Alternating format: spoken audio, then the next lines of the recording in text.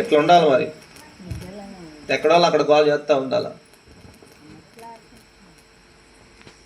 ఈ తల్లిదండ్రులకు దేవునితో సావాసం చేసే అనుభవం లేదు. ఇది ఈ పిల్లలకి నేర్పలేరు. ఈ పిల్లలు వాళ్ళ పిల్లలకి నేర్పలేరు.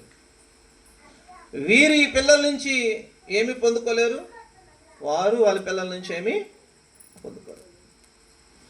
పిల్లలు కాదు మీకోసం ఏడవాల్సింది, పిల్లల కోసం మీరు ఏడవాలి, పిల్లల కోసం మీరు జీవించాలి దేవుళ్ళో అని పౌలు గారు చెప్తున్నారు. మీకోసం పిల్లలు జీవించటం ఏంటి? ఈనాడు కూడా చాలామంది ఉన్నారు. తల్లిదండ్రులేమో వాళ్ళ ఇష్టానికి వాళ్ళ జీవితాలు వదిలేస్తే దేవుని కృప పిల్లలు పట్టుకొని పిల్లల్ని రక్షించి ఆ పిల్లలు తల్లిదండ్రుల కోసం ఏడ్చే పరిస్థితి.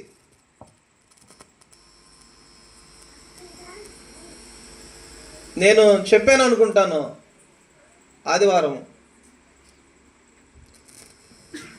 ఆ తండ్రి ప్రార్థనకు రాడట, తాగి గవర్నమెంట్ జాబ్ కండక్టర్ ఏదో, ఆరాధనకు రాడు.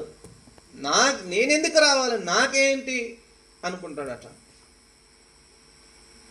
వాళ్ళ కూతురు కొడుకు తల్లి వెళ్ళి అమ్మ వెళ్ళి సేవకుని దగ్గర ఏడ్చారట. మా నాన్న తాగి ధనమంతా పాడు చేయటమే కాదు, ఎప్పుడు చచ్చిపోతాడో తెలియదు, దేవుని దగ్గరికి రావట్లేదు, రక్షణ లేదు, అలా చనిపోతే నరకానికి వెళ్తాడు. సరే, మా నాన్న అలా చావటం మాకు ఇష్టం లేదు, సరే మా మాట ఎందుకపోయినా కనీసం సేవకుడిగా నీ మాట వింటాడేమో, మీరన్నా చెప్పండి మాట్లాడండి అంటే, దైవ సేవకులు వెళ్ళి మాట్లాడి పత్రిక ఇస్తే చదవండి అంటే దాన్ని ఇట్లా వంట చేసి ఇసిరాడు నూకేవాడట ఆయన ముంగటే. సరేలే దేవుడు పట్టుకుంటాడు అని చెప్పి సేవకుడు వెళ్ళిపోయాడట. కొన్ని రోజులు గడిచిన తర్వాత ఆయనకి తలకాయ ఇటు పోయింది, ఈ చెయ్యి ఇట్ట పోయింది, ఈ చెయ్యి ఇట్లా పోయింది, ఈ కాలు ఇట్ట పోయింది, పక్షవాతం వచ్చింది. అప్పుడు అంటున్నాడు, ఇప్పుడు కావాలి దేవుడు, ఇప్పుడు వస్తా ప్రార్థనకి.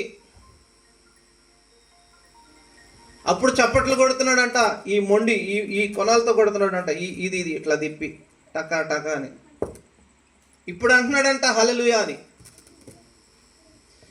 మనిషి ఇప్పుడు ఎలా ఉన్నాడంటే, దేవుడు లోకానికి వచ్చాడు, మన దగ్గరకు వచ్చాడు, పాపంలో లోకములో చెడిపోయిన జీవితాలైన మనల్ని బాగు చేశాడు, మనల్ని పిలిచాడు, కడిగాడు, శుద్ధి చేశాడు, బాగు చేశాడు, దీవించాడు, ఆశీర్వదించాడు. లోకములో ప్రజలు ద్వేషముతో ఉన్నారు, ఆయన ఎరిగిన వారు మంచిగా ఉన్నారు. ఆయన ఎరిగిన వారిలో కూడా చాలామంది వాక్యం ఎరగక ఆత్మ నడిపింపు లేక పాడై పతనమైన పోయిన వారు ఎంతోమంది ఉన్నారు. అసలు లోకమే పాపముతో, అసూయతో, ద్వేషముతో, పగతో, హత్యలతో, అత్యాచారాలతో అంత భయంకరంగా ఉంది. ఇటువంటి లోకంలో ఉన్న ఈ మనుషులతో నాకేం పని?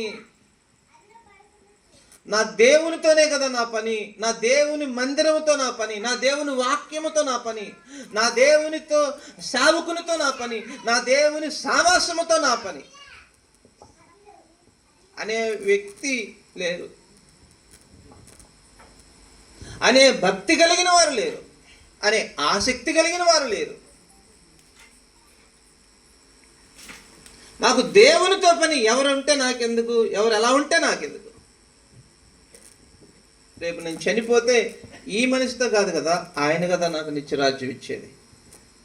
అయితే తండ్రుల ముందు పిల్లల కోసం, పిల్లల భవిష్యత్తు కోసం, పిల్లలు ఆత్మీయత కోసం, పిల్లలు ప్రేమ కలిగి రేపు నువ్వు పడిన తర్వాత 10 రోజుల్లో, నెల రోజుల్లో ఉంటే నిన్ను మంచిగా నువ్వు సంతోషంగా చనిపోయేటట్టు చూసుకునే మంచి ప్రేమతో ఆ పిల్లల్ని పెంచగలిగితే, ఆత్మీయంగాను నిన్ను చూసుకోవటమే కాదు దేవుణ్ణి కూడా ప్రేమించే స్థితిలో వారిని ఎదిగింప చేయగలిగితే,